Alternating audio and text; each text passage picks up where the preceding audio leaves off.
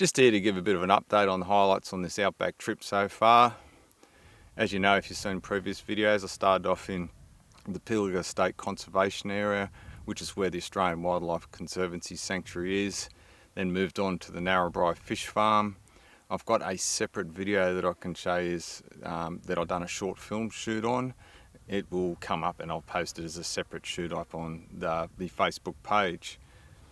After that, I headed on through to Weewaw, travelled through Walgett, and ended up based myself at Brewarrina for 2 days. I was on the Barwon River. Bird life around there was pretty good. It was around the weir. I always wanted to see what the weir was like. There's also a fish trap there. It's 40 million years old. It's the oldest fish trap in the world. It was built by Aboriginal people all the way back then. So it just goes to show how far it goes back that Aboriginal people have been here and living on this country. And it was a good thing to see. So yeah, it's well worth having a look. Then I've got my little list here, just so I know I can go through all the highlights for you. And once I was travelling and left out of Brewarrina, I ended up going to through Burke and just stayed in Burke for a day. And just sort of trying to film some more mammals and marsupials and macropods, you know, pretty well known for in that area. Then after that, I decided to head off towards Cobar. When I left Burke and heading towards Cobar, on that road, it's very dry there at the moment. It's the Central West is known, it's actually gone into drought. You can see the kangaroos there, they were very undernourished, you know, a lot of them were. The goats weren't, because they ate anything, and that just goes to show that the goats are taking the food off the kangaroos. Then I came across this Bell's Face lace monitor, which was feeding on a kangaroo. That was one of the species that I was hoping to really film, that I had sort of labelled in the top 3 that I was trying to target. So yeah, so I was pretty happy that I was able to film that Bell's Face lace monitor. You know, and then once the lace monitor finished having its feed, I removed the kangaroo carcass off the side of the road and pushed it more on the bush, and filmed the Bell's lace monitor, Face lace monitor, where it went from there on its journey. So, and that will be more in a film that I'll put together later. After that, staying overnight in Cobar, I decided to head off, and yeah, and I knew that I was really getting into some deep outback country. This is where you start seeing all the black kites. They're just flying around everywhere. They're out there in their droves. The outback is starting to become alive, especially when you get closer to Wilcannia. When you get closer to Wilcannia and beyond that, that's where you can see where all that big water or rain events that happened, where it really brought the outback alive. It just didn't quite get into the central part of the outback of New South Wales, which is, you know, really crying out for some rain. So after that, I was in Broken Hill, left Broken Hill, and I was heading towards Tibooburra, which is also known as Corner Country. And there's the dry lakes there are filled right up with a lot of water, and it's pretty spectacular to see something that's mainly dry most of the time. And on one side of the road, and this was in between the locality of Packsaddle and Tibooburra, there was 2 big lake systems, and one was one of the biggest lake systems I've ever seen. It's known as Salt Lake. Now that was on the right hand side as you're travelling north, and then on the left hand side is actually a freshwater lake, and this is where I was seeing this big flock of pelicans.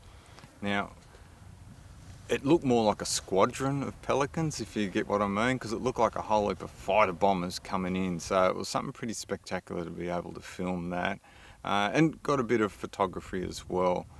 Then after that, I moved on and came into Tibooburra, and just as you would have seen in previous videos that I've posted, that there's emus that wander through the main street. To give you a bit of a story of what them emus are, I think there's around about 6 younger ones. They're around about 9 to 12 months old, and you'll see what the one that's fully grown, or an adult emu. His name is Sue. Now, the story to that was Sue was a chick that was raised in the town of Tibooburra, like hand raised, and then when he was released back in the wild, he's sort of remained as the sort of the town emu, and then every year he brings his chicks in from, being very small, just after they've been hatched to when they've been adults. So that happens most mornings and most afternoons, and Sue will even bring his chicks into the campground to feed and sort of come up to see if you've got any food yourself. But as you know, you're not meant to actually feed wildlife.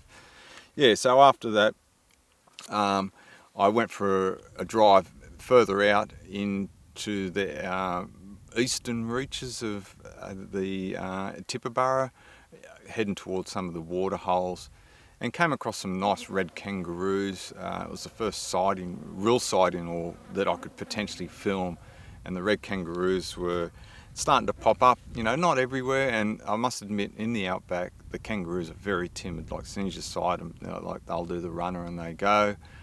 And after that, I decided to go to the actual water hole that I was seeking to get to. And I just sat there for about an hour in the afternoon, and then I got this pretty good shot of a whole heap of galahs just flying in, a big flock of them just flying in and landing on the shoreline.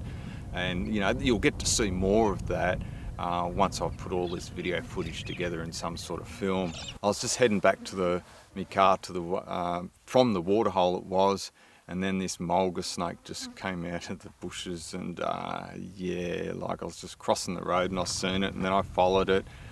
And look, they're different to eastern browns. Eastern browns, when you get reasonably close, they'll flare up, get into that strike zone and hiss at you, where the mulga snakes, also known as the king brown snake, they're less venomous, but don't worry, they're still highly venomous.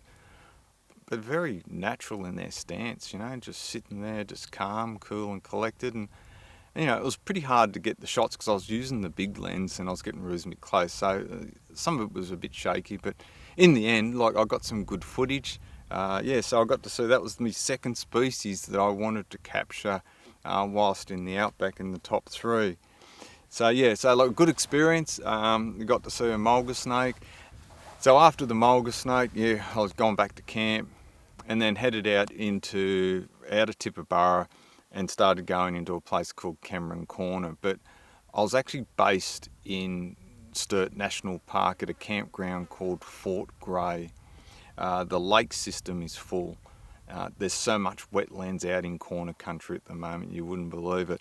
But surprisingly, or maybe not surprisingly, the lakes out there, the big lakes, had less bird life than in the smaller wetlands. Now, the smaller wetlands aren't actually lakes. The smaller wetlands are just low-lying areas where water is congregated because of all the grasses and bushes. There must be more feed in there. There's a lot of birds in there, and they're in there and feeding. So the birds know what's going on.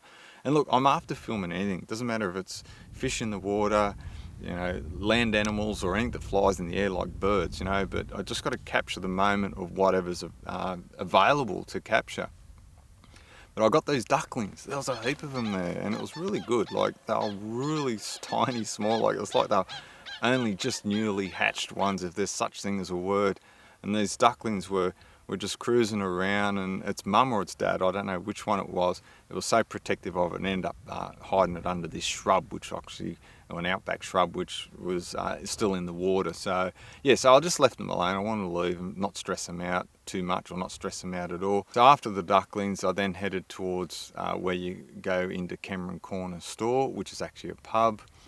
And I'd done a little bit of filming as a separate shoot, which I'll put that up later, like what it's like to travel in Corner Country, where you go through the gates. So if you go out in New South Wales, you go into the South Australian section, and then you just travel a minute, and then you're in Queensland. That's if you decide to turn into Queensland, and that's where the Cameron Corner store is. So I went there every day around about lunchtime just to go in there and have a drink, and then just get some information as well about the area, which I was put onto some pretty good info about where to go, which actually later I can show you some of that. Then after that, on the way back, I was heading back to Fort Grey campground, which is only about 23 kilometres, but you're driving over sand dunes and stuff like that, but they're all trailed sand dunes. And I came across this big animal that was, it was near dark, and I thought it can't be a camel because it's in Sturt National Park. All the introduced species have been removed. And so anyway, it was a big red kangaroo, the biggest red kangaroo I've ever seen, and maybe the biggest kangaroo I've ever seen, ever.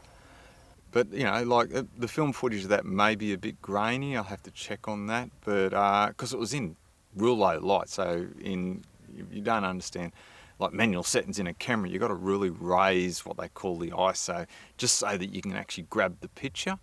The next day I decided to go and have a look at some of the sculptures, which I'll show that in a separate video to this, which is like the Western Quoll, the Bandicoot and the Greater Bilbies, and they're all within probably 20 kilometres of each other at several sections on the Dunes Drive that's in Cameron Corner. Well worth having a look, and has all the history and the story and all that behind it, and you'll get to learn a lot as well.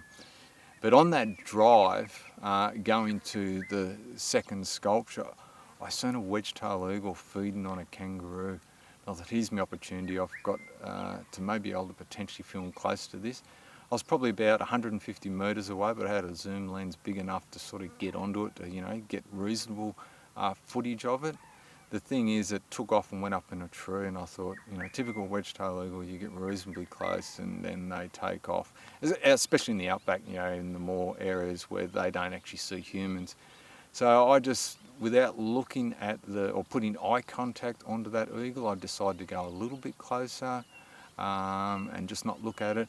And I got myself into a really good angle where I got some really good film shoots, only short ones, and then a few little pics as well, which I'll probably, at this time I've already posted that up on the photos, or could be up after this post. That was a real highlight. I've never got that close to such a large size wedge-tailed eagle. Then the next day I'm back at the Cameron Corner store and got a bit more update what the bird life is, and they said, look, go on the southwestern corner of Queensland, just on the other side of the dingo fence, and there's a water hole up there, or actually it was a lake that was full of water, a dry lake anyway, and I was seeing this massive large bird. Gee, it was big, big white thing. It was like the size of in between the size of say a pelican and an emu. It seemed like it was probably more like the size of a pelican, but it was big. And I got out of the car, set the tripod up and the camera, and then it just took off. I don't know, I didn't even see it take off. I just didn't want to give eye contact. It seems like if you get eye contact, they get that sense that you're looking at them. And look, the bird was probably 100 metres away. Anyway, that was the end of that one there. And then, but without stop rolling the camera, I started to, you know, click it into gear just in case it came back. I looked up into the sky, and there was this massive flock, which I'm going to call a squadron again, because it looked like a squadron of birds, because they look like a whole lot of bombers coming in. And that birds look like some form of ibis, not like the ibises you see in the city. They're all pretty much black and black beaks and, you know, a bit of white in them. But I got to not only just seeing them flying in the sky and some of the angles that I got, but I thought they were going to fly away from the lake, because it was the angle that I was at and how I was zoned in on the situation, but it wasn't. They were actually going to land on the other edge of the lake, sort of on my left hand side that I was filming, and somehow it just filmed in perfectly how I got that shot. So that was a big sort of a big moment for me to get something like that again. Then the next one I came into, and look, I'll be looking at my notes as I go through this, is once I got out of Corner Country, look, I filmed lots of stuff in there. I'm only just going through a very small portion of it, otherwise I'd be talking on this video all day.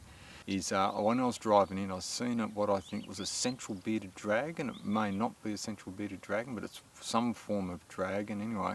And it was in the middle of the road, and it put on a show, and just didn't want to move, and just stood up nice and proud, and it wasn't flared or stressed. And then a car was coming along, and I actually had to direct the car around from that dragon so it wouldn't get run over. And then after that, because I got the film and some photos of the dragon, I decided to pick it up by the tail, and what it done then is it flicked like anything. I should have grabbed it closer to its rear legs, but you know, I got it picked it up more at the tippish end, but you know, it shook itself off, hit the ground, and it took off like incredible speed straight through the bush. I may even have that section on film, because I was filming at the same time. But anyway, getting onto that, and then I ended up in Broken Hill for, you know, just for some sporting events that were there. I thought I'd check it out, for example, the rugby league and the greyhounds, just, you know, something that I always wanted to go to while I was in this region. Moved on from there into the Menindee Lake system, and as you can see right behind me, this is a part of it. It's huge. There's 5 lakes, and the Menindee Lakes, well, this one behind me is Lake Pamamaroo. I might have said that incorrectly, but you know, that's the lake that I'm on that's behind me. You know, I filmed a fair bit here as well in the Menindee Lakes, and then I went into a place called Kinchiga National Park. It's got the Darling River Run trail that you go along there. Like the Darling River Run goes forever, like from, it starts from Burke or Berowra and then works its way all the way through to Wilkenny, and then you eventually get to Wentworth. But this is just a part of the national park one. It was well worth a drive.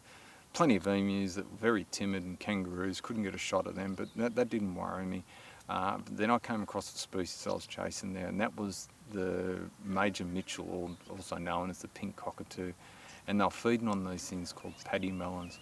Gee, it was got some, what I think I got some good footage of that. It was really good to just see how they feed and how they pick up fruits and stuff like that.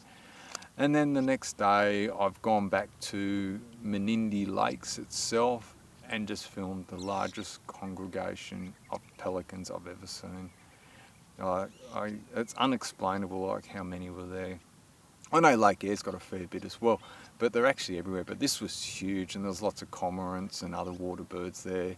And then I got to film the pelicans, how they feed, how they all get into a group, and it's like a silhouette, or synchronised, that would be the better word for it, of how they synchronise together and all dive at the same time in this circle, and potentially get a feed of fish. It looked like some of the fish that I've seen that may have gone out the side of their mouths, which is rare. They look like bony bream. Yeah, so that was a big highlight of seeing that as well. But anyway, this is just what I wanted to do, is give a bit of an update of the Outback trip. I'm going to do it in 3 parts. So I'll do this as an update. I'm going to do like what the Outback is like in corner country, and then the main film I want to put together, which will be the 3rd part of it, will be the wildlife and all that type of stuff, which is mainly the passion that I want to put together. But anyway, from here, from Lake Pamamaroo, I hope this is interesting for you.